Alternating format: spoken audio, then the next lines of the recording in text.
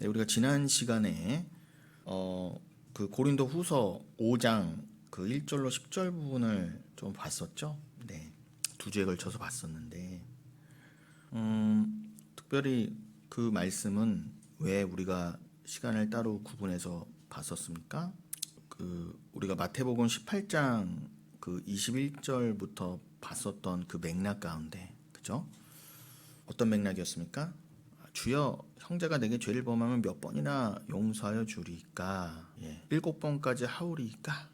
라고 한 그 베드로의 질문에 대해서 예수님께서 이제 7번뿐 아니라 7번을 1원번까지라도 할지니라, 요 말씀의 이제 맥락을 쭉 이어가다가 그 용서에 대한 그 설명으로서 천국 비유를 말씀하시죠. 지금 복습 겸 우리가 요 몇 주간 어떤 맥락으로 왔었나 다시 한번 짚는 겁니다. 왜냐하면 성경은 맥락으로 읽는 것이 굉장히 중요하고, 어차피 한 맥락으로 성경은 다 연결되어 있다는 것을 우리가 수시로 체크하고 확인해야 되거든요.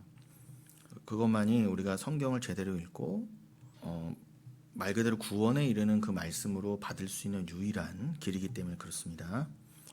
그리고 우리가 그 맥락을 따라 또 맥락을 계속 강조하면서 되새기면서 성경이 있는 것 같지만 그렇게 읽게 하시는 이는 유일한 성경의 영이신 성령의 도우심으로 가능한 것입니다.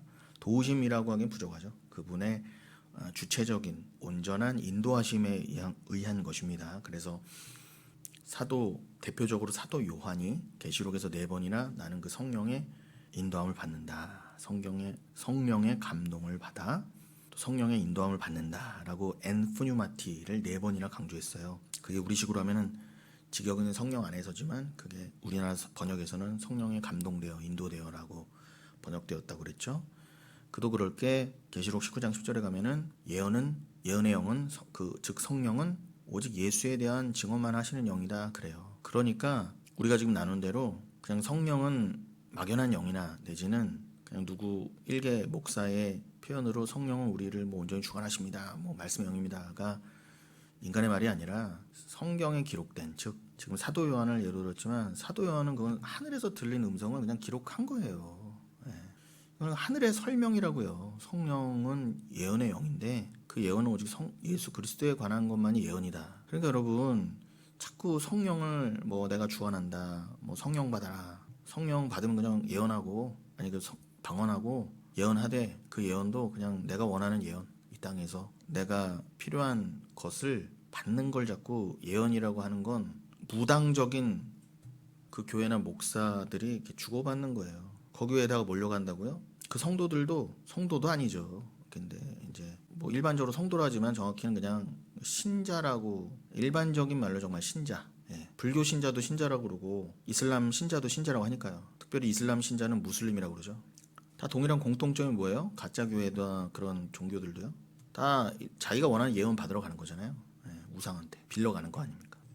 그러니까 쓸데없이 우리는 그래도 성령이 있다, 그래도 성령 받아 롤롤롤 하면서 내가 뭘 받는다라는 건 여러분, 그 어차피 무당짓이에요. 어차피 무당짓입니다. 왜다 거기를 몰려간다고요? 겉으로는 성도라 하지만 그냥 일반 저런 종교의 신자들하고 똑같아요. 신자 하면 믿는 자잖아요. 일본어로 하면 노부꼬. 일본 여자분들, 특히 연세 드신 분들의 노부꼬라는 이름이 많습니다. 그 노부꼬가 우리식으로 하면 신자예요. 믿을 신자를 씁니다. 이거는 그냥 참고로 드린 말씀이고, 뭐 여기 교회 다니는 사람도 성도다, 저기 교회 다니는 성도다 아니라니까. 여러분, 성도는 거룩한 말 그대로 백성이라는 뜻이잖아요. 성도는 천국에 있는 사람을 성도라 그래요. 그런데 자기가 무당이 되고 싶은데 무당 역할은 못하고, 근데 무당이 원하는 건, 무당이 해주는 건 원하고 하니까요, 무당한테 가는 거잖아요. 무당을 섬기는 것도 무당이지 뭐예요. 근데 자기네들이 성도래요. 가서 뭐 예언도 받는다 그러고. 여러분, 다 무당 노름입니다. 제가 이 말을 왜 또 해요? 지금 막 열이 또 받아갖고요. 그 성경을 한 가지 맥락으로 읽을 수 있는 건 인간의 힘으로 할 수 없다는 거예요. 여러분, 교회 다니는 무당들이 우리보다 성경 더 많이 읽습니다.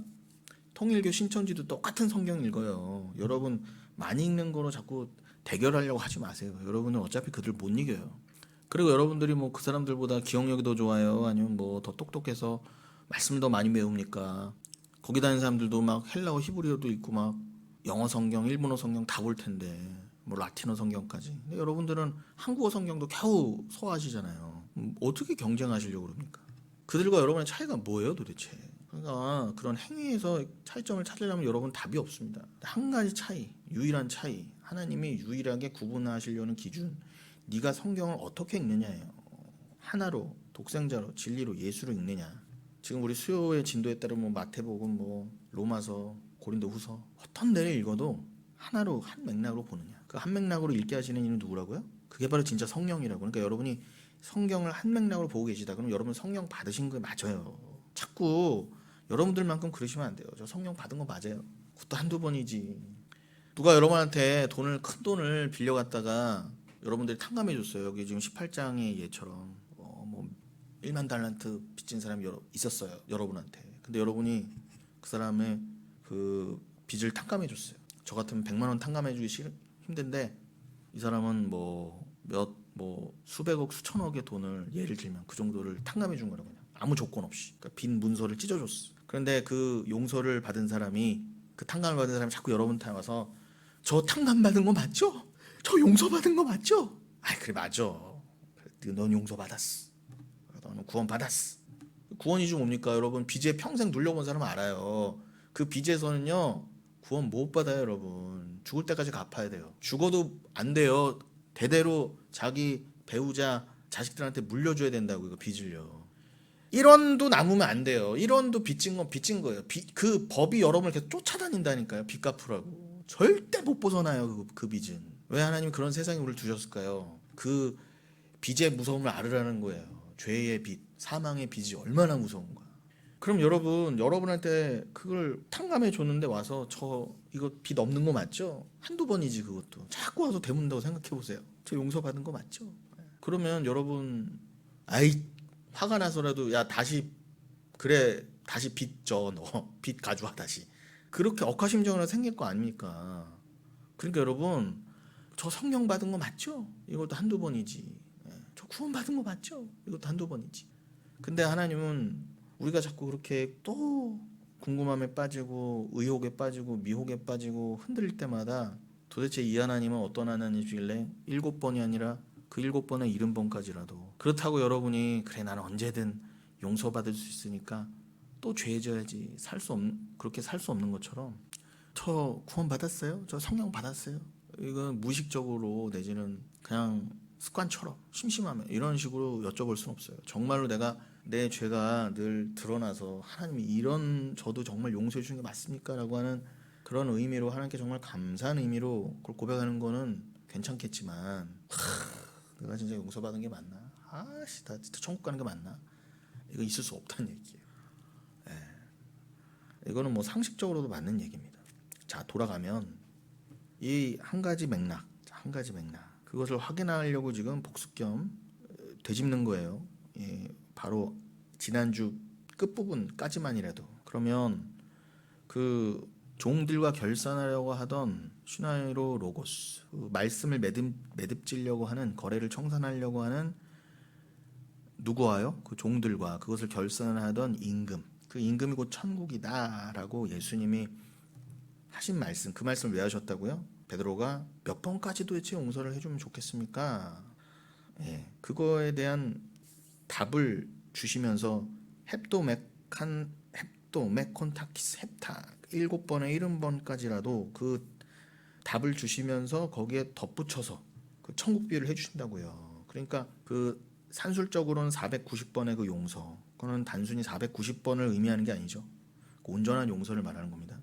그 490번의 용서를 영적으로 잘 이해시켜 주시기 위해서 천국 비유를 들어 주신 거잖아요. 근데 그 천국 비유를 이 구조가 어차피 성경의 구조가 이렇게 또 파고 이게 들어가는 거니까 그럼 우리도 그런 식으로 성경을 읽되 이건 다 연결돼 있다 그거예요. 당연하겠죠. 그러면 그 천국 비유를 이해하기 위해서 우리가 고린도후서 5장 1절로 10절을 봤다 아닙니까? 그 지난주까지 또 본 거고. 그런데 그 고린도서 5장 1절로 10절을 보면서 탄식, 스테나조 이거를 이해하기 위해서 우리가 로마서 8장까지도 봤었잖아요. 그게 우리 11월 동안 수요일 때 나눈 말씀의 주요 그 줄기입니다. 자, 그러한 가운데 이제 마태복음 18장으로 다시 돌아와서 이제 마태복음 18장으로 돌아오기 직전에 한 군데만 또 좀 보고 마태복음 18장으로 넘어가려고 한다는 거죠. 뭘 보려고 하느냐? 여러분 그 지난주 마지막 부분까지 봤었던 고린도후서 5장 거기에서 우리가 그죠? 우리가 이제 이 장막의 스케노스란 건 우리의 육신을 상징한다고 했어요. 참으로 이 장막에 있는 우리가 짐진 것 같이 탄식하는 것은 벗고자 함이 아니요 오히려 덧입고자 함이니 죽은 것이 생명에 삼킨 바 되게 하려 함이라 그랬습니다. 그러니까 이거 여러분 문자적으로 이해해서 우리가 그러면 이 그냥 육신 이 썩어져가는 이 늙어 빠진 이 육신 위에 그냥 뭐가 덧입혀지는 건가? 이거 그냥 성형 수술처럼 싹 긁어내서 걷어가지고 여기에다 새 몸을 입혀주시는 거 아닌가? 그렇게 또 오해를 하시면 안 됩니다. 여러분 예수님께서 마태복음 17장에서 변화산에서 완벽하게 천국의 그 모습으로 이렇게 변화하셨잖아요. 그래서 변화산이라고 그냥 붙인 거예요. 사람들이 그 산 이름이 정확히 안 나오니까 그 가이사라 빌립보 근처에 있는 산이었잖아요. 근데 아무튼 그 변화산에서 예수님이 탁 나타나셔서 한쪽에 모세 한쪽에 엘리야랑 있는 모습을 보고 베드로가 이렇게 보니까 이게 평소에 보던 예수님의 모습이 아닌 거예요. 그러니까 여러분 예수님은 천국에서 이렇게 영화로운 모습 감히 저거 너무 귀하다 하는 모습. 베드로도 뭐 할 말을 잊었잖아요. 그런 것처럼 사도 바울도 고린도 후서 12장에서 딱 3층천에 올라가서 그 예수를 보니까 그죠?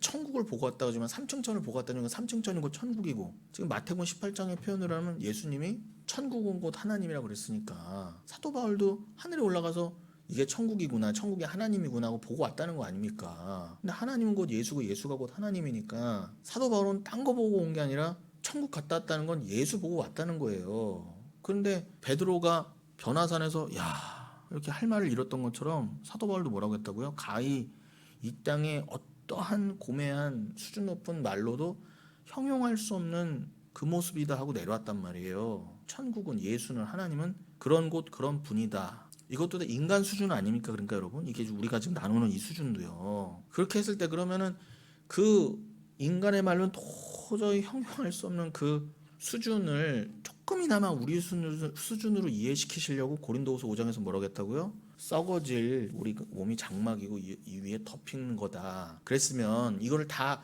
이 정도라도 깨달은 우리는 어떻게 이해해야 돼요? 일반인들이 그럼 뭐야? 심지어 교회 다니는 사람조차도 나는 예수님이 성형 수술하고 다 뜯어내고 새 몸을 장착해줘서 그냥 중간에 좀 AS 해야 되는지 모르겠지만 아무튼 오랫동안 쓸 수 있는 그런 아주 건강한 몸으로 이 정도 수준이었다고 한다면 여러분 이걸 그렇게 읽으실 거예요? 그렇게 예수님이 변화되신 것처럼 우리도 완벽하게 이 땅에서 이 육은 분명히 육이지만 감지되지만 시공간에 꽉 잡힌 몸이잖아요. 그래서 여러분 내일만 돼도 또 이게 늙어질 겁니다. 아무리 찍어 바르고 해도 물 마시고 해도 수분이 빠지고 또 주름이 지고 기미가 끼고 그러면서 검버섯이 끼고 하면서 이게 썩어질 거란 말이에요. 안 돼요, 안 돼. 그런데 이 말씀을 오해해서 그냥 위에다가 덮어서 싹 새 것처럼 보이게 해주시나 보다도 그렇게 이해하실 거예요? 그러면 여러분 당장 무슨 생각이 들어요? 그래도 안에 거 다 긁어내야지. 다 이 수준이란 말입니다. 아니에요, 여러분. 우린 그 예수님의 그 모습처럼 완벽한 새로운 새 사람을 입는데 우리 안에 영혼은 본질은 그대로예요. 근데 영혼육 어백 같은 거니까 새 사람을 입는다는 건 새 창조의 그 개념입니다. 그러니까 영혼육이 완전히 이 땅에서의 나도 나지만 그 나하고는 비교할 수 없어요. 완벽하게 새로운 마치 새 창조되었다고 그렇게 여겨질 만큼 완벽하게 하나님만 사랑하고 하나님의 영광만을 위해서 살아가는 영혼육으로 된다는 거예요. 이 땅에서는 여러분 영혼육이 있다 해도 뭐예요? 다 타락했잖아요. 완벽한 타락이잖아요. 내 삶이 인생이 있어도 나만을 위해 살았고 교회를 다녀도 나를 위해 다녔다고 한다면 영혼육이 다 썩어 빠졌던 거 아니에요? 그럼 그 썩어 빠진 타락한 영혼육으로는 지옥밖에는 못 갔었어요. 그런데 그 썩어 빠진 영혼육을 천국 들여보내려면 완벽하게 새롭게 만들어야 되는데 그 본질 개념이 뭐라고요? 하나님만을 생각하는 영혼, 하나님만을 위해 사는 육신, 하나님만을 사랑하는 그 영혼, 그걸로 완전 바꿔주신다는 거잖아요. 나는 그대로 있는데 완벽하게 새로운 나 아닙니까? 그럼 예수님이 변화산에서 확 바뀌셨던 것처럼 우리도 그렇게 바뀌어서 거길 살 수밖에 없잖아요. 그 천국을 사는데 이대로 어떻게 살아요? 이 썩어 빠진 영혼육으로. 이 특별히 육은 그 썩어 빠진 타락한 영혼육을 상징하니까 자꾸 썩어가자는 거잖아요. 이게 흙으로 돌아가 흙처럼 되는 거잖아요. 이게 먼지처럼. 근데 거기서는 마치 예수님이 이 땅에서 40일 동안 부활하시고 이 땅에 계실 때 분명히 이 땅에 계신데 막 드시기도 하시고 그랬던 분인데 분명히 12제자들이 감지할 수 있었던 그런 분이었는데 목소리도 들리고 그런데 시공간을 초월해 다니셨잖아요. 갑자기 여기 나타나셨다 갑자기 어느 땐 저기 계시고 그거는 초월의 개념이잖아요. 그게 인간의 수준으로 이해가 돼요? 그러니까 말씀에서 그 정도 수준으로 한 거예요. 그러니까 이 인본주의가 이해를 못하니까 뭐 그럼 예수는 유령이냐? 그런 게 어디서 믿어지냐? 이런 식으로 얘기를 하는 겁니다. 그러니까 목사들도 이게 안 믿어지니까 그런 얘기를 안 하는 거고요. 우리도요 최소한 그 수준으로 시공간을 초월해야 되잖아요. 우리도 그렇게 된다는 거예요. 근데 분명히 거기서도 그러니까 육이 있다고요. 육이 있는데 여러분 지금 보고 있는 이 육하고는 차원이 다른 육이라는 겁니다. 설명할 수는 없지만 인간의 수준으로. 그게 아무리 과학이 발전한다 해도 과학적으로 설명이 된다 해도 믿음이 없는데 그 과학적인 게 들어오겠어요 인간에게? 아무리 과학적으로 한다 해도? 그리고 이미 과학을 초월한 거라니까 여러분. 과학은 눈에 보이는 것만 믿잖아요. 인간의 수준으로 증명되는 것만 과학이라 그러잖아요. 그래서 초월과 기적을 안 믿는 거예요 과학이. 근데 과학이 제일 잘난 척 하잖아요. 노벨상 주고받으면서. 그래서 인간은 머리가 좋을수록 썩어 빠지는 거예요. 그렇게. 그럼 여러분 보세요. 우리는 완벽하게 새로운 그런 모습으로 살 텐데 그러나 그걸 이렇게 고린도 후서는 덧입는다고 왜 표현한 거예요? 여러분은 원래 죄인이라는 거예요. 그 죄인이 그저 하나님의 은혜로 덮였다는 걸 강조하기 위해서 너희의 장막이 새로운 것으로 즉 하나님이 직접 만드신 사람의 손으로 만들지 아니한 즉 그거는 사람의 손으로 만들지 아니했다는 표현은 뭐예요? 완벽하게 새로운 개념이라는 거잖아요. 그것으로 하나님이 덧입혀 주신다. 에펜디오마이. 그게 바로 생명이 사망을 삼킨 것이다 라고 표현을 해주셨어요. 그럼 여러분 그렇게 우리가 이 옛 장막 우리 육신이 주님이 만들어주신 그 것을 뭐 덧입게 하시는 뭐 하늘로부터 오는 우리 처소로 설명해 주셨지만 그것이 다른 말로 뭐겠어요? 즉 진짜 성전을 말하는 거 아닙니까? 이해가 되시죠? 보세요. 이 땅에 성전이라는 게 있기 전에 성전을 설명하시기 위해서 장막이 있었던 것처럼 그건 하나의 예표잖아요. 왜 굳이 성전으로 바로 안 주시고 왜 장막을 먼저 주셨어요? 회막과 성막을요? 이거 말해 주시려고. 너희들의 장막, 너희들의 몸이 바로 이 땅에서의 몸이 장막이야. 그걸 육신이라고 해. 그걸 육신이라고 치자. 이 땅에서 너희들이 입고 있던 것, 그걸 인생이라고 해도 좋아요. 근데 그것을 하나님이 구원하시는 자는 하늘로부터 오는 처소로 덧입혀 주신다 그래요. 오이케테리온으로 에펜디오마에 해주신다. 그러면은 이 땅에서 그래서 장막의 시대가 지나가고 성막의 시대가 지나가고 돌로 만든 성전을 주셨던 거구나. 이거 설명해 주시려고 그랬던 것처럼 그냥 임시 회막과 성막과 돌로 만든 성전은 완벽하게 차원이 다른 것처럼 여러분들을 그런 차원으로 이끌어 주신다는 거예요. 그럼 여러분이 이 땅에서 살고 있던 인생을 입고 있던 살고 계시던 수준이 조금 전에 그 표현을 하면 장막과 성막, 회막 수준이었는데 여러분을 그 성막이 나중에 성전으로 대체된 것처럼 여러분이라는 존재를 그 오이케테리온 하늘의 처소로 확 덧입혀 주신다는 거예요. 그럼 하늘의 처소는 다른 말로 또 뭐겠어요? 하늘의 참성전일 거 아닙니까? 꼭 그게 돌로 만들거나 뭘로 금으로 만들고 그게 중요한 게 아니라 개념이 그렇잖아요. 개념, 본질이. 여러분을 영원한 하늘의 처소가 뭐겠어요? 그게 하나님 집이잖아요. 그게 천국이잖아요. 그러면 천국으로 확 덧입혀 주신다는 거예요. 그럼 거기다 대고 그럼 뭐 우리 옛날에 쓰던 살을 이렇게 확 성형 수술하듯 벗겨내 주지 않고 그냥 철인 28호 만들듯 여러분 수준에 지금 여러분 철인 28호가 익숙하시니까 뭐 로보캅으로 덮든 그렇게 해주시는 건가? 이따위 이런 수준으로 떨어진다는 거예요. 이게 영적으로 이해 못하면 뭐 인조인간 만들어 주시나 뭐 이런 차세대 기술로 덮어주시나? 그래도 그렇지 좀 옛날 몸을 좀 걷어내고 좀 그래 주시지. 혈액이라도 다 한번 갈아주시고 그런 개념이 아니지 않습니까? 여러분들은 완벽하게 이 땅의 이런 개념하고 끊어진다는 거예요. 예. 그러나 본질은 뭐다? 여러분들은 원래 그냥 죄인이었어요. 하나님이 그렇게 완벽하게 바꿔주시지 않으면 그냥 지옥 갈 수밖에 없는 죄인이었다는 것을 상기시켜 주시려고 너희들의 그냥 그 죄 위에 덧입혀 주신 거다. 그러니까 여러분은 중요한 건 뭐예요? 덮인 자다. 은혜로 완벽하게 덮여서 그냥 하나님이 예수로 봐주신 자다. 이게 우리가 주일에 표현을 하면 뭐예요? 여러분도 인자로 봐주시는 거잖아요. 그 인자의 계열에 따라 첫 인자 되신 예수에 따라 여러분도 그리스도인, 즉 이 땅에서 그리스도의 역할을 하다가 천국으로 복귀할 자, 그렇게 여러분들도 그리스도인으로 인자로 봐주시다가 그 그리스도인으로, 즉 그리스도로 완성시켜 주신다. 말씀으로 진리로 완성시켜 주신다. 그 뜻이에요. 그래서 제가 잘 들으셔야 된다고 그랬죠. 이게 까딱하면 뭐 이단 소리 듣고 하니까 뭐 이게 겁나서 자꾸 강조하는 게 아니라, 여러분 우린 여러분들도 그리스도예요. 그럼 이게 뭐 이단들이 말하면 나도 예수다 그럼 그런 뜻입니까? 그들은 교주가 되는 거잖아요. 말 그대로 돈이나 받아먹고 자기가 영광 받는. 근데 여러분들은 오히려 십자가에 죽으신 그리스도의 그 삶을 그냥 그대로 따라가는 분들이에요. 여러분이 드러나는 게 아니라 죽으시는 그 길로요. 여러분이 싫어도, 여러분 옛사람을 싫어해도 택하신 여러분을 끌고 가신다니까요. 어떤 길로요? 곧 죽어도 말 그대로 내가 천국에서 살 그 모습을 이 땅에서 자꾸 훈련하고 연습되는 모습으로. 내 본질은 영혼육은 썩었지만 자꾸 주님이 썩은 자인데 내 영혼육을 다해서 주님만 바라보게 자꾸 만들어 가셔. 그래서 천국에서 그냥 그렇게 사는 거구나를 자꾸 우리한테 각인시켜 주시는 거예요. 십자가 위에서 예수님이 살이 찢기듯 우리 심장에 각인시켜 주신다고요. 천국은 그런 곳이구나. 날 위해 가는 곳이구나. 날 위해 만들어진 곳이 아니구나. 내가 완벽하게 죽어가는 곳이구나. 아니 완벽하게 죽은 곳이고 여기서 죽어가는 걸 통해서 그걸 배우는 거구나. 그게 예수 믿는 거고 그게 바로 그리스도인입니다라고 전하는 게 내가 그리스도의 역할을 하는 거고, 그거를 나를 그래서 나도 그리스도로 쳐주시는 거구나. 그리스도 뜻이 뭐예요? 기름 부음 받은 자니까, 말씀 맡은 자니까. 원래 유일한 그리스도는 예수 그리스도밖에 없으신데 여러분들도 그리스도로 만들어 주신다는 거예요. 그게 얼마나 기가 막힌 일입니까? 그것을 다른 표현을 뭐라고 한다고요? 여러분을 하늘의 처소로 덮어주신다. 이렇게 덧입음으로 설명해 주신 겁니다. 이제 이해가 되시겠죠? 예. 한마디로 여러분을 예수처럼 봐주신다. 아니 그냥 예수로 만들어 주시겠다는 거예요.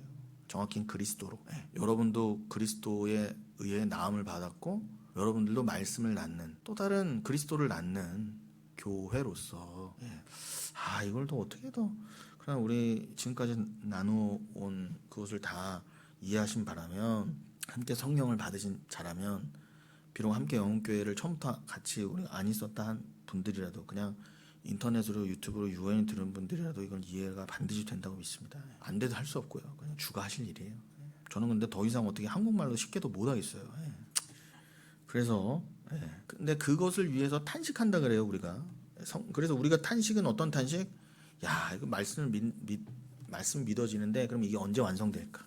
이 땅에서 그리스도의 역할을 그리스도인으로서 살아가지만 그럴수록 어떤 마음이 들어요? 난 여기 나그네다. 여기는 이 보이는 내가 진짜가 아니다. 얼른 진짜 나로 돌아가고 싶다. 합일되고 싶다. 주와 함께. 그래서 그냥 그리스도만을 위한 존재로 살아가고 싶다. 그게 탄식이라고. 진짜 탄식. 여기서 왜 나는 아직 부자가 안 될까? 나는 왜 아직 병이 이렇게 병 걸려 있을까? 나는 왜 이렇게 이 모양 이 꼴로 살까가 탄식이 아니라, 그건 탄식 수준에도 안 돼요.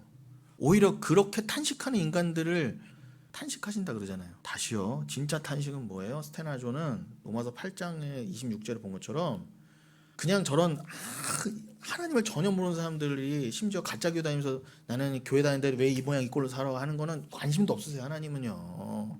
어차피 지옥 갈 거니까. 근데 혹시라도 여러분 중에서도 저도 그렇고 이 세상 알면서도 진짜 탄식이 안 나오고 도대체 하나님 왜 이렇게 제 인생을 이렇게 계속 이끌어 가시고 도대체 저 말도 안 되는 인간들은 언제까지 저렇게 살려두실 거예요? 라고 하는 탄식이 나올 때마다 믿는 자의 탄식을 말하는 거예요. 믿는 자도 이런 수준의 탄식밖에 나올 수가 없다고요. 원래 탄식은 어떤 탄식이 된다? 주님, 저 언제 주님과 하나가 돼요? 저 언제 이제 이 땅에서 그만 접고 언제 가나요? 이 탄식도 부족한 탄식인데 이 탄식은커녕 또 뭐 불만 불평에 가까운 그런 탄식이 나올 때마다 주님이 그 마치 7번을 70번씩 용서하시는 그 마음으로 어떻게 해요? 그 예수 형이신 성령이 이 인간이 또 이런 말도 안 되는 탄식을 하네요? 라고 성령이 탄식하신다는 거예요. 얘 왜 이런 탄식밖에 못해요? 그러니 하나님, 지금 이 인간이 하는 탄식은 탄식이 아니니까 주님 듣지 마시고 제가 드리는 탄식을 진짜 탄식으로 이놈이 하는 탄식으로 여겨서 제 탄식의 기도를 받아주세요 하는 게 로마서 8장 26절에 그랬잖아요. 그래서 어떻게 해요? 성령이 우리 마음에 탄식함을 어떻게 해요? 이 인간은 아직 기도와 간구를 아직도 모르네요. 언제쯤 알까요 도대체 완벽하게. 그러니 내가 중보하는 그 기도, 아직 이 인간은 하나님께서 진짜 들으시려고 하는 그 탄식의 기도가 언제 하나님의 사랑을 완벽히 알 수 있을까요? 나는 언제 하나님의 영광을 위해서 온전히 살 수 있을까요? 라는 탄식을 아직도 못하고 있지만 저 성령을 봐서라도 이 인간이 지금 그 탄식을 한다라고 여겨주세요. 그것도 덮이는 거 아니에요? 덧입혀지는 거. 그러니까 여러분들에게는 어떠한 의도 나올 수가 없어요. 여러분이 뭐 말씀 좀 안다, 영교회 다닌다도 안 되는 거예요. 그것조차도 쓰레기 같은 의가 되는 거예요. 인간에게는 어떠한 의도 나올 수 없어요. 그래서 성령까지 주실 수밖에 없었던 거예요, 여러분. 여러분이 스스로 되실 것 같으면 뭐하러 성령을 주세요?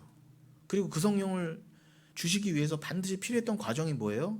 예수 그리스도가 오셔서 십자가에 달리실 수밖에 없었다 그러잖아요. 그러니까 예수님은 왜 오실 수밖에 없었다? 여러분이 불가능하니까.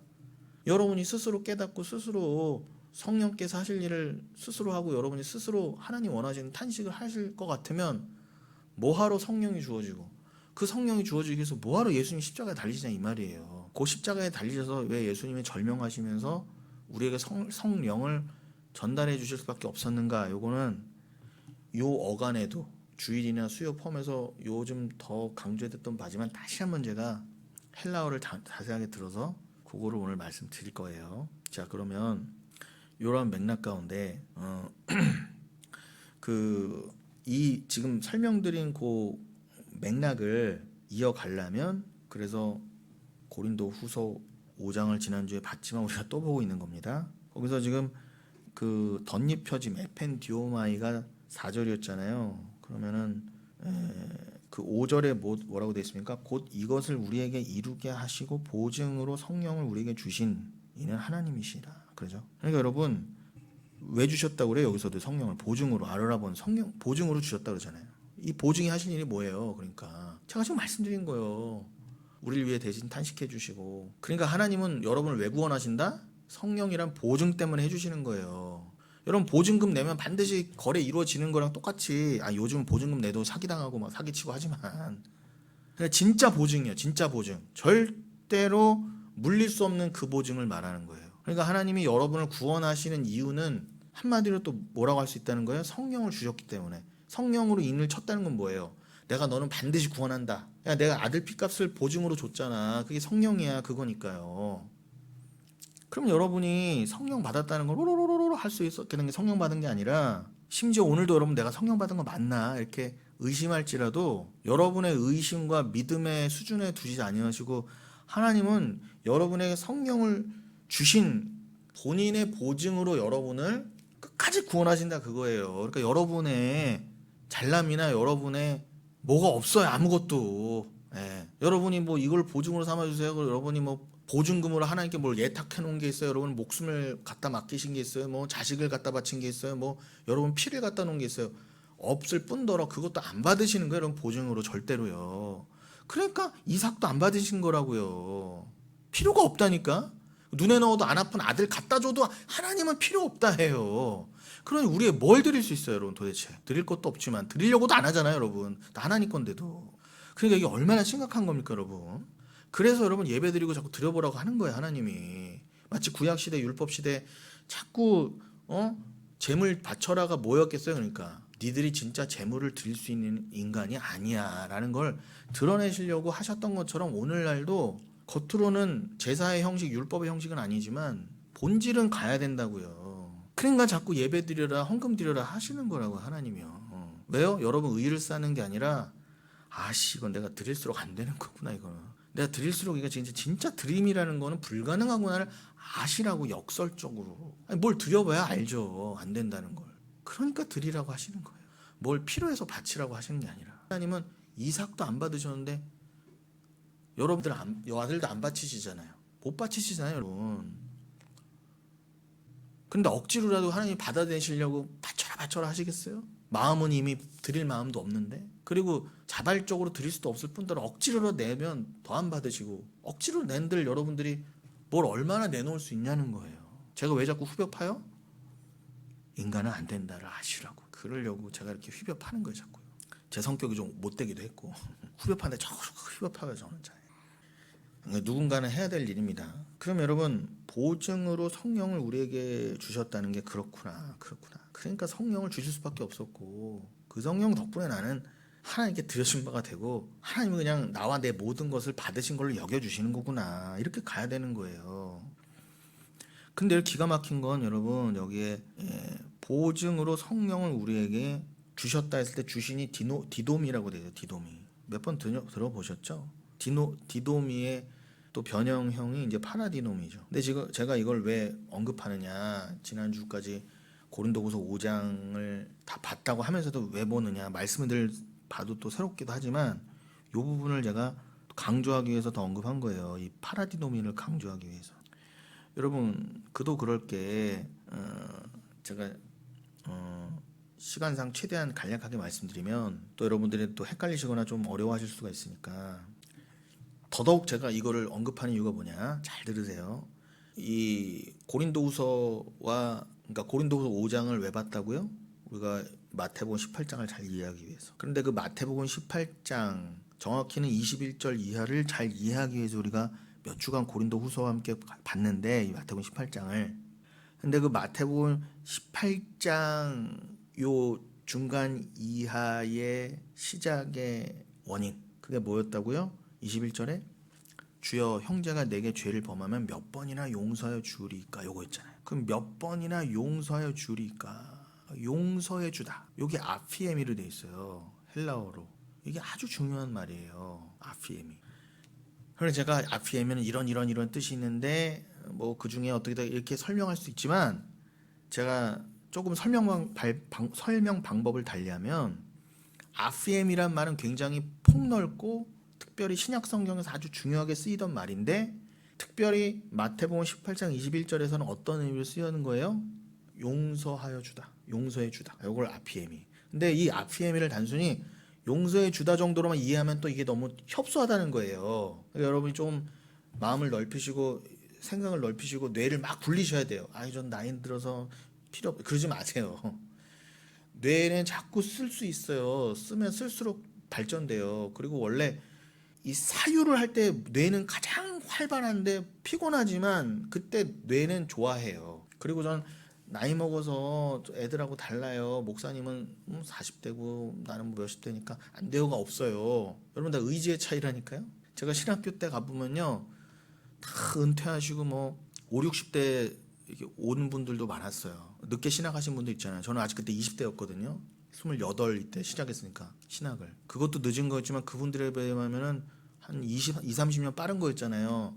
그런데 기본 자세, 내가 왜 신학을 왜 해야 되겠다, 그게 다르면요 여러분, 오히려 장학금은요, 수석은 그분들이 하더라고요. 연세 드신 분들이. 그러니까 여러분, 뇌가 젊어서 더 잘하는 거 없어요. 뭐다? 의지와 자세의 차이인 거예요. 과학적으로도 증명됐어요. 나이 들어서 뇌가 기억력이 더 쇠퇴하고 이런 거 없대요. 그냥 인간의 편견일 뿐이라는 거예요. 그러니까 여러분 자꾸 그냥 목사님 오늘 또 얘기하나 보다 하고 내 얘기는 아니지로 넘어가실 게 아니라니까. 그리고 제가 이거 괜히 뭐 제 자랑하려고 내지는 뭐 괜히 하는 게 아니라니까. 이게 정말 중요한 거예요, 여러분. 아니, 이거를 왜 예수님이 이 말씀을 하셨을까 하면은, 예수님 당시에 무슨 단어를 어떤 의미로 해서 이게 어떻게 우리말로 번역된지를 알아야, 정확히 알 뿐더러 목사들은 왜 있다? 그냥 여러분들이 나이 먹었다 바쁘다고 지나갈 거를, 목사는 밥 먹고 할 게 이거밖에 없으니까 다시 한번 생각해 보세요. 제가 요만큼이라도 알려드릴 테니까 좀 지평을 넓혀 보세요 라고 여러분들에게 인도해 드리는 거잖아요. 이리 와보세요, 내가 기도해 드릴게, 복 받으세요. 이게 아니라 목사는 무당 왜 세워요? 그거 하려고 세우는 거 아닙니까? 여러분들이 저 그러려고 세우신 거 아니잖아요. 목사는 무당이 아니라니까 여러분. 목사에게 아무 능력이 없어요. 자기 병도 못 고치는데 뭐. 원래 중이 제 머리 못 깎는 겁니다, 이따위 소리 할 거예요? 그럼 왜 가려요? 왜 중들은 제 머리 못 깎는다고 드러내기라든지, 왜 목사들은 자기 병 걸린 건 쏙 감추냐고요. 암 걸린 것도 감추고, 암은커녕 감기도 감춰요. 감기도 분명히 코로나 걸리고 하고 있는데도 이라고 자기 안 걸린 거, 자기 무조건 안 걸린 거래. 그래서 증명하려고 안 걸렸다고 자기는. 그리고 사실 자기 몸에 균이 있어도 이게 나갈 때는 하나님 다 정화시켜줘. 뭐 이따위 말도 안 되는 생각으로 나와서 했다가 다 퍼뜨렸잖아. 다 목사들이. 아니 어떻게 그런 미신이 나올 수가 있지? 그럼 뭐 그거잖아요. 나는 술은 마셨지만 음주운전 아니에요. 이거랑 똑같지 않아요? 아니 목사도 똑같은 신체를 가지고 있고 목사도 쉬어야 되고 목사도 바이러스 들어가면 감기 걸리고 코로나 걸리는 거예요. 근데 오늘날 같이 이 세계에서 가장 기술이 뛰어난 대한민국 안에서 아직도 이따위 망발들이 통하고 설쳐진다는 건 정말 아이러니한 일입니다. 돌아와서 아피엠이 용서하여 주리까, 이걸 반드시 기억하세요. 기억할 수 있어요, 여러분. 예. 그리고 반복하고 또 반복하세요. 예. 저도 한 번에 외워지고 이거 또 봐야 돼요. 지난주 본 거 또 봐야 되고. 예. 저는 일본어 할 때 내가 100번 본다 그랬어요. 100번 봐도 못 외울 수 있어요. 그러나 여러분, 아주 태어날 때 막 IQ가 막 심하게 다운 증후군 아이들처럼 그렇게 되진 않는 이상은 다 가능한 거예요, 이거는. 예. 자, 그럼 여러분, 그 아피에미를 제가 왜 기억해 두시라고 하겠어요? 자, 이제 넘어갑니다. 제가 요 직전 주일에도 막 이걸 섞어 말씀드려서 여러분들이 헷갈리실까봐 정리할 겸 말씀드리는 거예요. 여러분, 예수님께서 십자가에 달리실 때 이 마가복음과 요한복음만 놓고 보면 마가복음에서는 15장이고 요한복음에서는 19장이에요. 근데 그 마가복음 15장 같은 경우에는 예수님께서 이렇게 딱 절명하실 때 뭐라고 하셨느냐? 여러분 마가복음에서는 15장 몇 절이냐면 정확히 37절에 이렇게 돼 있어요. 예수께서 큰 소리를 지르시고 숨지시니라 이렇게 돼 있어요. 큰 소리를 지르시고 숨지시니라. 그죠? 요건 마가복음 15장 37절의 표현입니다. 그런데 그걸 원어로 보면 뭐라고 돼 있느냐?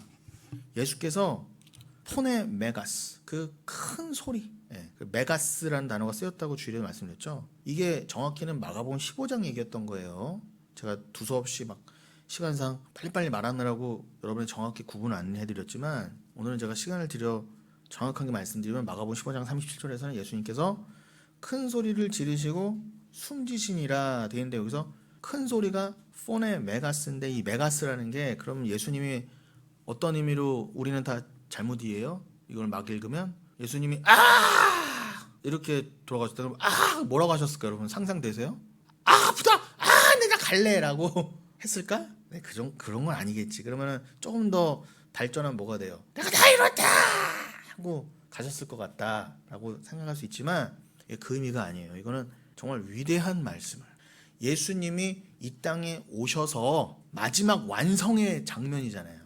요한복음의 표현하면 예수님이 이미 완성되었다, 테텔레스타이가 된 걸 아시고 내가 다 이루었다라고 실제로 입술로도 테텔레스타이라고 하시고 돌아가셨다고요. 그럼 예수님이 안 그래 지금 힘이 없으시고 거의 죽어가시는데 물론 마지막 힘을 다해서 테텔레스타이 하실 수도 있겠지만 그런 의미보다 테텔레스타이 하고 죽어가는 소리로 하셨을지라도 이거는 큰 소리였다 이거예요. 어떤 누구도 인간이 낼 수 없었던 그 말, 하나님이 인정하시는 그 정말 위대한 말씀, 그게 뭐예요? 내가 하나님이 하라고 하신 걸 내가 다 이루었다. 즉 난 십자가에서 완벽하게 나를 지웠다. 이제 이 육의 완벽한 삭제로 말미암아 인간에게 진정한 소망과 구원의 길이 열렸다. 이제 이걸 믿는 자들은 나와 함께 죽는 거고 이거를 믿는 자들은 부활의 영 성령을 보증으로 받게 되는 거야. 예수님이 내가 다 이루었다고 딱 죽지 않으셨으면 그 성령이 우리에게 공유가 안 됐다니까. 그 일을 이루시려고 오신 거예요, 예수님은요. 이해되시죠? 그러니까 그거를 큰 소리라고 할 수밖에 없는 거예요. 문자적인 큰 소리가 아니라. 근데 엄밀히는 지금 요한복음 또 19장하고 좀 겹쳐서 말씀드렸지만 마가복음 15장만 놓고 보면 지금 예수님께서 큰 소리를 지르시고 뭐라고요? 숨지시니라 했는데 거기서 지르시고가 아피엠이라고 돼 있어요. 아피엠이. 아까 아피엠이를 뭐라고 기억해 놓으라고 말씀드렸어요? 마태복음 18장 21절에서 용서하여 주리까가 아피엠이었잖아요. 근데 여기서 소리를 지르시고도 아피엠이로 돼 있다니까요. 그러니까 이게 그냥 아피엠이가 단순히 뭐 용서해 주다, 소리 지르다 정도가 아니고 뭔가 이게 서로 연결되는 의미로서 아피엠을 썼겠지라는 게 어림짐작으로나마 오시죠. 특히 여러분들 영적으로 성경을 읽게 되시다 보니까 그러면은 그렇구나. 이게 아피에미가 종합해 보면은 1차적으로는 그냥 숨을 그죠? 영혼을 그 푸뉴마를 내보내다라는 의미로 지르시다 아피엠이 있었지만 이게 결국 이 영혼을 내보내셨다는 거는 우리가 이해하고 나니까 이거는 성령을 우리에게 공유하신 거였구나. 그냥 예수님이 죽으시니까 혼백이 떠나간 게 아니라 그 혼백 어디서 구천을 떠돌았나 이게 아니라 그거는 요한복음에 보면 이건 성령을 우리에게 주셨다고 돼 있잖아요. 분명히 테텔레스타이하고 딱 하시니까 성령이 푸뉴마가 파라디놈이 됐다 그러죠. 우리에게 넘겨진 바 됐다 그러잖아요. 근데 이렇게 정확히 해석을 안 하고 한글 성경이 어설프게 다들 해석을 하니까 이게 우리가 자꾸 우리나라 사람 혼백 사상까지 있었고 이게 헷갈렸단 말이에요. 그러니까 제 말씀만 들으세요. 예수님이 다 이루었다 하시니까 성령이 우리에게 이제 드디어 오실 수 있는 길이 열린 거예요. 그래서 예수님 내가 길이어 주를 생명이다 한 거예요. 근데 결과적으로 우리가 알고 보니까 그건 성령을 우리에게 넘겨주시는 그 장면이었구나 하니까 마가복음 15장에서 큰 소리를 지르시고 아피엠으로 돼 있는 게 단순히 내가 하고 마지막 숨을 그냥 내보냈거나 영혼이 그냥 떠나가도록 하고 내보낸 게 아니라 그 위대한 말씀을 마지막으로 이렇게 선포하신 것은 바로 성령을 내보내시기 위한 거였구나. 이렇게 이해할 수 있잖아요. 그렇다고 한다면 마태복음 18장 21절과 함께 읽으면 그게 바로 용서구나가 되잖아요. 그래서 십자가를 용서의 십자가라고 하는 거예요. 이해되시죠? 자, 십자가를 왜 용서의 십자가라고 한다고요? 다시 한번요. 여기 중요합니다. 베드로가 뭐라고 했다고요? 내가 원수를 몇 번까지 용서해 주리까? 7번까지 용서해 주리까? 그 용서해 주다가 아피엠입니다. 그런데 그 아피엠이가 어디에 쓰였다? 마가복음 15장에서는 예수님이 마지막 가실 때 복귀하실 때 하늘로 복귀하시기 직전에 위대한 말씀을 마지막으로 선포하셨어요. 뭐라고요? 이 땅에서의 마지막 말씀이잖아요. 다 이루었다. 이게 결국 무슨 의미였다는 거예요? 내가 너희를 다 용서했다. 택한 자들을. 아피엠이었던 거예요. 그 증거로서 내가 성령을 너희들에게 넘겨줄게. 이렇게 된 거예요. 그러니까 성령 받은 자는 다 뭐예요? 용서 받은 거예요, 여러분. 믿으시라고요. 그래서 요거를 같이 이해하기 위해서 요한복음 19장 30절을 보면은 어떻게 되어 있어요? 제가 요한복음 19장 30절을 직접 읽어드리겠습니다. 한글 성경으로 먼저 읽어드리면 예수께서 신포도주를 받으신 후에 이르시되 다 이루었다 하시고 머리를 숙이니 영혼이 떠나가시니라 이렇게 돼 있죠. 그 앞서서 28절에 보시면 그 직전 상황 머리를 숙이고 영혼이 떠나가시기 직전에 28절에 보면은 예수께서 모든 일이 이미 이루어진 줄 아시고 이렇게 돼 있어요. 그러니까 이미 예수님은 이제 다 이루어졌구나. 요것도 테텔레스타이로 됐다니까요. 다 이루어졌구나 이미 아신 거야. 이미 천국에서부터 이미 아신 거죠. 만세전부터. 그 의미예요. 이건 십자가에서 비로소 아셨다는 게 아니라 죽기 직전에야 좀 미리 아셨다는 의미가 아니라 이미 이루어진 줄 아시고 성경을 응하게 하려 하사. 자, 성경에 구약을 말하는 거예요. 구약의 예언대로 메시아는 오셔서 목마르다 하실 거야 라는 게 이미 예언돼 있었거든요. 그게 특별히 정확히는 어디 예언돼 있었어요? 시편 69편 21절에 그렇게 메시아의 목마름이 이미 예언돼 있었다고요. 그 말씀마저도 이루시려고 예수님이 이제 내가 절명할 때가 됐구나. 자기 분의 완성될 때가 됐구나 하면서 어떻게 해요? 시편에 예언된 대로 내가 목마르다까지 하신 거예요. 그리고 나서 마지막으로 3절에 뭐라고 하셨다? 내가 다 이루었다. 테텔레스타이. 이미 테텔레스타이 됐지라고 생각하셨던 이거를 입술로도 마지막으로 어떻게 하셨다? 테텔레스타이 다 하셨다는 거예요. 이렇게 입술로도. 그러면서 고개가 딱 떨어진 거예요. 그 순간이 어떻게 된 거야? 그 순간에 영혼이 떠나신 게 아니라 정확히는 어떤 의미? 푸뉴마를 파라디노미했다고 돼 있다니까 원어에 보면 그 말이 뭐라고요? 성령을 우리에게 넘겨주셨다 이렇게 된 거예요. 넘겨주셨다. 그러니까 마가복음 15장에서는 아피엠이라는 단어가 쓰였으면 그것을 확장하고 보완하기 위해서 동일한 장면인데 십자가의 마지막 장면인데 요한복음 19장에서는 어떤 단어가 쓰였다? 파라디놈이라는 단어가 쓰였다는 거예요. 그럼 여러분 자꾸 머리를 이렇게 굴리셔야 돼요. 여러분의 해마와 시냅스가 여러분 왕성하게 좀 활동하고 있을 거예요. 그러면 이게 돌릴수록 여러분 뇌가 골이 깊어집니다. 여러분 피부에 주름은 나쁜 거지만 뇌에게는 주름이 되게 좋은 거예요. 천재들은 뭐예요? 아인슈타인 같은 사람 뇌 여러분 어떻게 돼요? 뇌가 엄청나게 골이 깊고 막 주름이 왔다 갔다 막 사정없이 패여 있단 말이에요. 근데요, 맨날 텔레비만 보고 드라마만 쳐앉아서 보고 그냥 이렇게 하고 유튜브 쇼츠만 넘기던 뇌는 어떻게 돼 있다? 팽팽해요. 밍숭맹숭해요. 그럼 일찍 죽는 거예요, 여러분. 몸은 살았어도 뇌가 죽으면 죽는 거 아니에요, 여러분? 여러분 자꾸 지금 여러분이 이제 뇌에 제가 지금 주름을 심겨드리고 있는 겁니다. 예. 그러면 다시 넘어올게요. 이 고린도후서 5장 5절에서 뭐라고 했다고요? 보증으로 우리에게 성령을 주셨잖아요. 이 말씀을 우리에게 이루게 하시려고, 그죠? 예수께서 이루신 그 일이 우리 거가 되게 하시려고, 그 뜻 아니겠어요? 사도 바울의 표현입니다. 이건 물론 그가 그래서 지금 그 사도 바울이 쉽게 말하면 복음서를 지금 설명해 주고 있는 거잖아요. 해석해 주고 있는 거잖아요. 십자가의 그 일을 사도 바울이 우리 수준으로 또 지금 해석해 주고 있는 거잖아요. 야, 예수님께서 그렇게 하신 건 우리에게 그 예수님께서 이 땅에 오셔서 이루신 그 일을 지금 이 성경을 읽고 있는 사도 바울의 편지를 읽고 있고 복음을 들은 너희도 그 복음의 일에 들어가게 하시려고, 이루게 하시려고, 너희도 인자가 되게 하시려고 지금, 그러니까 인자가 되게 하실 자는 이미 나았다예요. 말씀이 이미 나았다지만 지금 낳고 계시는 거죠. 말씀이 그런 거였어. 말씀이 깨닫게 되면 그게 말씀이 여러분을 낳는 거라니까. 그리고 여러분 안에 씨란 진리라는 말씀이 씨가 들어오면 또 낳게 돼 있고요. 진리를. 그걸 뭐 전도라는 이름으로 되게 좋고 꼭 내가 예수 믿으세요 짜장면 안 사줘도 그게 진짜 전도가 아니라 평생 여러분이 진짜 성도를 한 명 여러분이 눈에 보이는 수준에서 그 성도를 교회를 못 데려온다 하더라도 여러분 전도의 삶을 산 거예요. 이미 원래 전도는 불가능한 거니까 불가능한 삶을 사셨잖아요. 원래 이 땅에서 절대 진짜 예수 안 믿고 예수 믿어도 엉뚱하게 믿는 이 판에서 여러분은 끝까지 믿음을 지켰잖아요. 그게 여러분이 전도의 삶을 끝까지 산 거라니까요. 그 모습을 보고 누가 또 교회를 오고 안 오고는 둘째 문제예요. 원래는 인간 수준에서는 절대 한 명도 절대로 예수를 믿을 수가 없었어요. 그래서 주일에 말씀드렸잖아요. 예수는 그래서 육으로 계실 때 한 명도 전도 못하는 게 맞았다고. 그러니까 짜장면 사주고 탕수육 사주고 예수 전도했다는 건 다 개뻥이라는 거예요. 여러분 돈만 쓴 거지.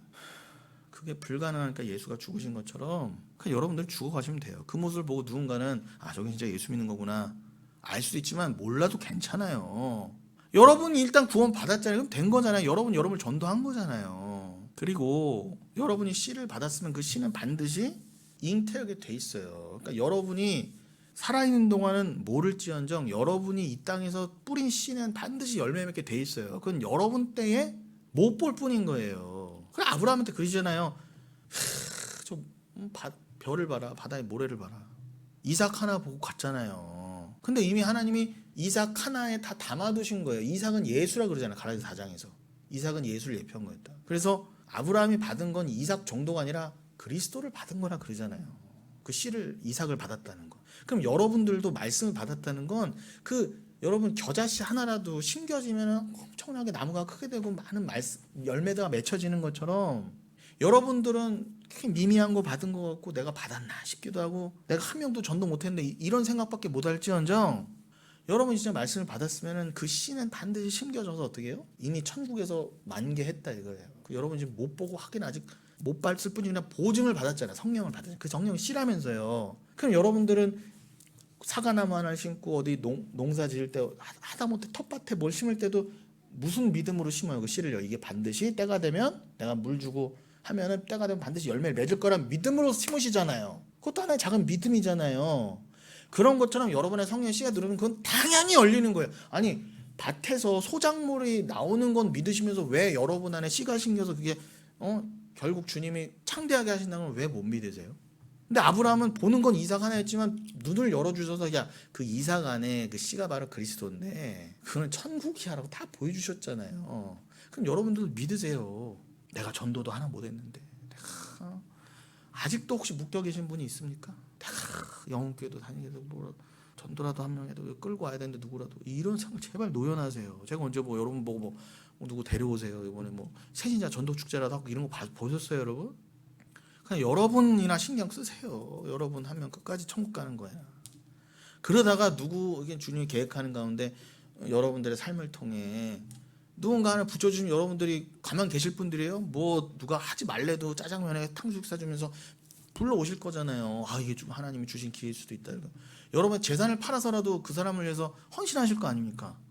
그게 진짜 희생이 그냥 헌금 아니에요? 그거 하자는 거예요, 제 말은요. 그 인생과 그 영혼을 위해서는 여러분 못할 게 뭐가 있어요? 여러분이 먼저 죽는다 하더라도 네가 죽어야 저 사람이 전도받는다 할지라도 여러분은 희생할 거야 아마. 근데 그건 여러분이 하는 게 아니라고요. 성령이 하시는 거라고요. 돈 정도가 아니라 여러분이 생명을 내놔야 될 때가 있다고요. 그게 바로 순교라고요. 근데 그것만 순교가 아니라 이미 여러분 다 순교된 자들이에요. 말씀 안에서 죽었잖아요. 어디 가서 뭐 단기 선교로 가서 거기서 목 잘려 죽어야 순교입니까? 그렇다고 여러분 단기 선교 여러분 순교하러 가셨어요? 뭐 여러분 옛날에 뭐 옛날 교회에서 일본 가고 네팔 갈 때 여러분 내가 가서 목 잘려 죽여 이렇게 가신 것도 아니고 그건 선교도 뭣도 아닌 거예요. 그거는 왜 해보라고 하셨다고요? 진짜 순교와 전도는 내가 하는 게 아니고 그거는 인간의 힘으로 하는 게 아니구나를 알게 하시고 여러분 내가 누군가를 꼭 전도해야지 자식으로 데려와야지 뭐 한 명이라도 데려와야지 이런 건 있을 수 없어요. 오히려 여러분이 그런 생각을 품는 게 불신앙이에요. 자꾸 내가 해야지 상정이죠. 내가 자꾸 해야지 그냥 두세요. 여러분 힘으로 안 돼요. 그럼 제가 이게 뭐 제 변명입니까? 목사도 전도 하나 못해? 이런 말 제가 변명하려고 우리 가족 저밖에 못 와요라는 거 변명하려고 제가 이러는 겁니까? 뭐 그렇게 생각하셔도 할 말 없지만 뭐 저는 괜찮다는 거예요. 저는. 그리고 자 그럼요 디도미를 지금 설명했습니다. 디도미 고린도후서 5장 5절에서 성령을 우리에게 주신 이는 하나님이시다 해서 디도미로 돼 있지만 이 디도미를 잘 또 이해하기 위해서 제가 다 복합적으로 설명이 되게 하려고 뭘 말씀드렸다. 요한복음 19장 30절에 예수님이 테텔레스타에 다 이루었다 하시면서 푸뉴마를 파라디노미 하셨다. 그 영혼이 떠나가시느니라가 꽥 하고 영혼이 죽으면서 영혼이 떠나갔다가 아니라 넘겨주셨다. 파라가 뭐뭐 옆에니까. 그럼 여러분 그 예수님 옆에 누가 있었어요? 실제적으로도요. 강도가 있었잖아요. 그럼 한 명은 낙원 가고 한 명은 지옥 갔잖아요. 그럼 일단 누구부터 넘겨주셨겠어요 그거를요? 천국 간 강도한테. 그러면 여러분 답은 하나예요. 다 강도예요. 다 강도 새끼라고 우리는요. 우린 다 강도 새끼고 다 우리는 도둑질 한 놈들인데 차이가 뭐가 있어요? 파라디놈이 넘겨받았느냐 못 받았느냐 그 차이라고요. 그러니까 여러분 제발 모든 걸 갈아엎으셔야 돼요. 진짜 의인은 누구? 아니 다 같은 도둑놈들인데 뭔 의인이 있고 불의한 자가 있어요. 우린 다 불의한 자라니까 성경의 고백은요. 성경의 증언은 니는 의인 없나니 하나도 없어. 니들은 다 강도 새끼야. 그런데 넘겨준 자가 있어. 그 중에 극소수지만 그게 직전에 예수님께 성령으로 이미 받았던 거예요. 예. 그게 아니고는 그 강도가 그게 나왔겠어요? 그런 이미 받은 성령이지만 예수님이 마치 도장 찍듯이 마치 통과 의뢰하듯이 딱 목이 떨어지면서 파라디노미했다 이렇게 한 거예요. 그 증거가 바로 누구였다? 바로 옆에 강도. 그건 예수님이 내가 다 이루었다라는 말씀하시기 전에 이미 다 이루어진 걸 아셨던 것처럼 그 강도에게 이미 성령 주신 게 맞아요. 그러니까 여러분들은 강도가 맞고 강도부터 파라디노미를 받은 거예요. 근데 요한복음 19장의 파라디노미고 고린도후서에서는 디노미인데 똑같아요. 본 뜻은 같다고요. 표현만 파라라는 전치사가 붙고 안 붙고의 차이지 본질은 같다고요. 중요한 건 뭐다? 주셨다 이거예요. 이해되시죠? 뭘요? 성령을. 돌아오면 어디로 돌아와야 돼요? 이제 고린도후서 5장으로 돌아오면 거기에 6절에 그러므로 우리가 항상 담대하여 몸으로 있을 때에는 주와 따로 있는 줄을 아노니 이는 우리가 믿음으로 행하고 하면서 쭉쭉 나가는 겁니다. 자, 그 부분은 우리가 지난주에 다 마무리한 거니까 오늘은 덧붙여서 이 디도미를 한 거고 그 디도미와 함께 우리가 깨달아야 될 게 아피엠이었고 그도 그럴 게 아피엠이가 어디에 쓰였다고요? 마태복음 18장 21절에 베드로가 몇 번의 용서해 주리까. 그러니까 여러분 베드로는 그때 당시 진짜 용서를 몰랐던 거예요. 이 아피엠이와 파라디노미의 뜻을 몰랐던 거라고요. 자, 그래서 남은 시간 좀 그 고린도후서 5장 10절 우리가 지난주에 나눈 고린도후서 5장 부분의 맨 마지막이었던 10절에 뭐라고 되어 있었습니까? 이는 우리가 다 반드시 그리스도의 심판대 앞에 나타나게 되어 각각 선악간에 그 몸으로 행한 것을 따라 받으려 함이라 였죠. 이 따라 받으려 함이라, 이게 보면은 코미조라고 돼 있어요. 우리나라 성경은 이거를 따라 받으려 함이라, 이 부분이 코미조라고 돼 있다고요. 근데 코미조는 이 코메오에서 왔는데, 코메오는 돌보다 보살피다라는 거거든요. 그러니까 이 코미조는 그것을 다 같이 이렇게 합해서 의미를 살펴보면 그게 뭐겠어요? 돌보기 위해 가지고 가거나 가지고 오다, 나르다, 데려오다. 그러니까 돌봄의 목적으로, 보살핌의 목적으로 뭐 나르는 것, 데려오고 데려가는 것, 이거를 코미조라는 거죠. 근데 그 코미조란 말이 어디에 쓰였다고요? 고린도 5장 5장 10절 끝부분에 너희가 다 하나님의 종말의 때 심판대 앞에 서서 너희가 구원을 받게 하려 함이라, 이건 거예요. 쉽게 말하면 그 심판대 앞에서 너희의 구원이 확증되게 하시려고, 그죠? 너희가 그렇게 구원이 확정되게 하심이다. 이게 뭐라고 정확히 설명을 드려야 될까? 선악간에 그 몸으로 행한 것을 따라 받으려 함이라. 그럼 뭘 따라 받는다는 거예요? 쉽게 말하면 예수께서 행하신 것을 따라 받는 거잖아요. 단순히 예수께서 무슨 착한 일을 하셨으니까 내가 착한 일을 따라한다는 게 아니라, 이건 더 이상 설명 안 드려도 되겠죠. 단순한 행위의 말이 아니라. 근데 이 영적인 의미를 모른 채 그냥 읽으면 뭐예요? 그리스도가 된다는, 우리도 그리스도인으로 산다는 건 뭐라고 이해해요?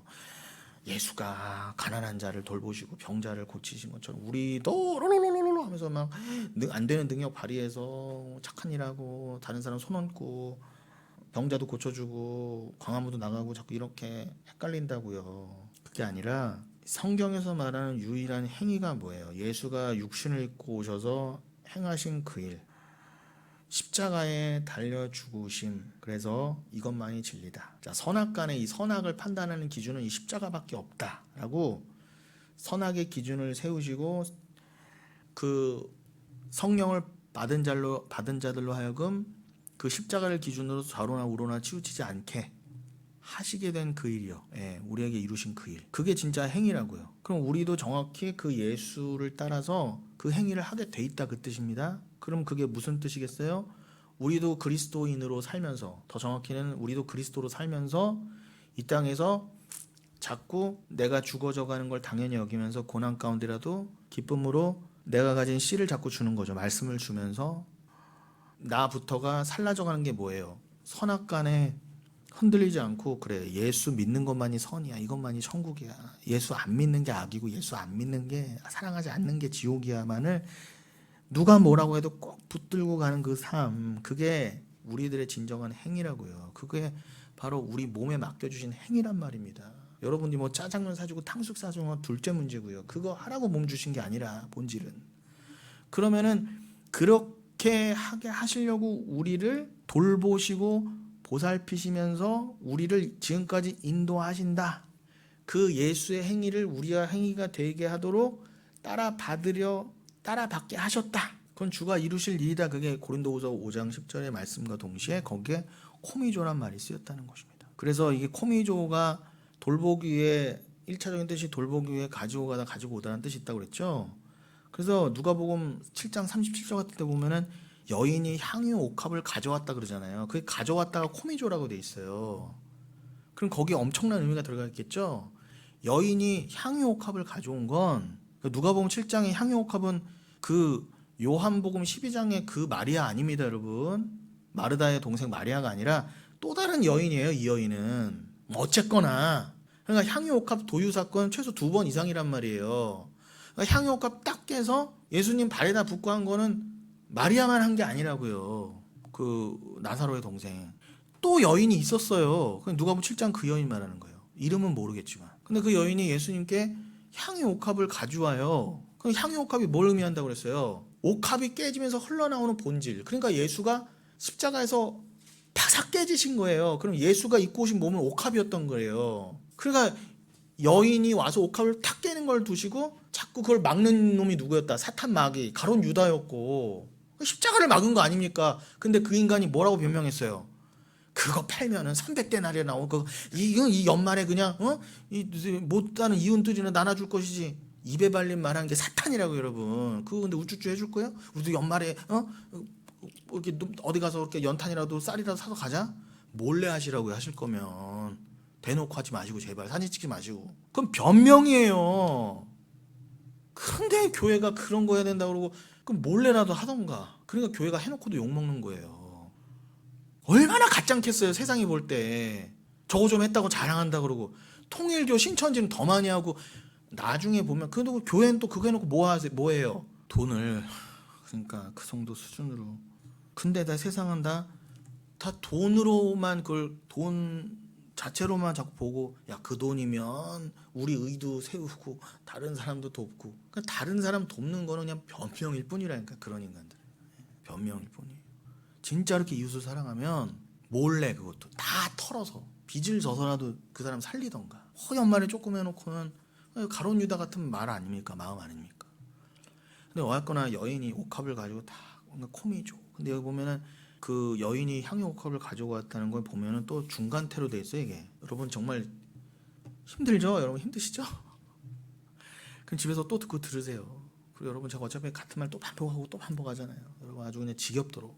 이게 중간태로 돼 있어요. 중간태도 제가 몇 번 설명드렸습니다. 그러면 한마디로 하면 이게 코미조가 향유옥합을 가져올 때 코미조 이게 중간태로 됐다는 건 단순히 가져왔다는 의미를 넘어서 1차적으로는 가져오다는 의미가 있지만 영적으로는 이게 특별히 헬라어는 영적인 것을 다 수반하는 더 말들이니까 이게 중간태로 사용됐다는 것은 의미가 특별해지는 것입니다. 문법적으로도. 그런데 영적으로는 당연하겠죠. 그러니까 신약에서는 이 중간태 용법이 더 빈번하게 많이 나타나는데 즉 한마디로 말씀드리면 쉽게 말씀드리면 자신을 위해 자신에게 돌아올 마땅히 자신이 받아야 할 무엇을 가져왔다는 거예요.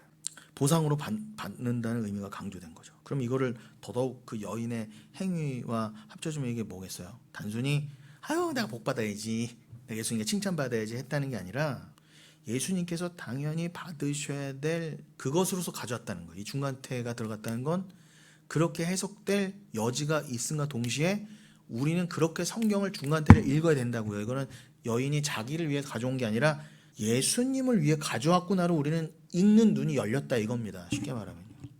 그리고 내가 예수님께 칭찬받아야지 정도가 아니라 이미 구원을 보상으로 천국을 당연한 보상이 아니라 그냥 은혜로서 받은 자로서 1만 달란트는 비교할 수 없는 은혜를 그냥 덥석하고 받은 자로서 향유옥합은 그걸 인정하는 거였던 거예요. 아 맞아요 주님 당신이 십자가에서 이루신 이 향유옥합 깨진 거고 난 그것을 믿습니다. 증거합니다. 주님은 뭐 온 우주를 받으셔도 부족한 분이지만 그것을 담은 의미로 나의 가장 소중한 향유를 드립니다. 이렇게 됐다는 거예요. 그걸 드리려고 코미조 왔다는 거예요. 여러분 그래서 베드로전서 1장 9절에서는 그 코미조가 어떻게 쓰였다? 영혼의 구원을 받음이라. 참 너무 신기하지 않습니까? 한국어에 오역이 많다고는 하지만 어쨌거나 우리가 하나의 관점으로 보면 다 통해요.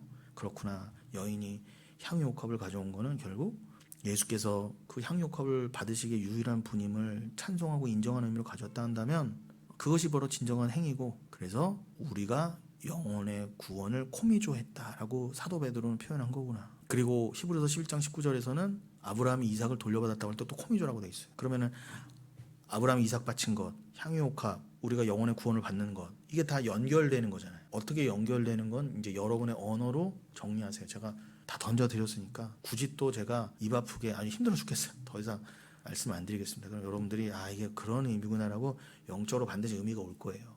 자 여러분 그래서 이제 말씀을 여기까지 오늘 하고요.